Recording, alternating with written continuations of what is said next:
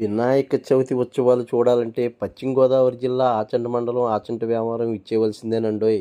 ఎందుకంటే పూర్వకాలం నుండి గణనాథుడిని పురవీధుల్లో ట్రాక్టర్లపై ఊరేగిస్తూ వివిధ అలంకరణ కలిగిన వేషాలు వేసుకుంటూ చాలా ట్రాక్టర్లపై గ్రామాల్లో తిరుగుతూ ఉంటారు. వీటిని చూడడానికి పక్క గ్రామ ప్రజలు, పిల్లలు, భక్తులు ఎగబడుతూ ఉంటారు. ఈ ఆచరణ పూర్వకాలం నుండి ఆనవాయితీగా వస్తుంది. మా చిన్నప్పుడు అయితేనండి వినాయక చవితి ఎప్పుడు వస్తుందా అని ఎదురు చూసేవాళ్ళం.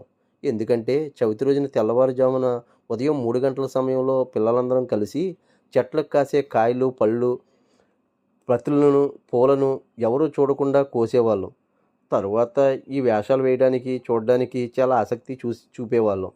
ఇప్పుడు అదంతా రెడీమేడ్ కాలం వచ్చేసిందనుకోండి. కానీ ఆ రోజులే వేరనుకోండి. ఎంతో ఉత్సాహంగా, ఉల్లాసంగా వినాయక చవితి ఆడుకుంటూ జరుపుకునేవాళ్ళం.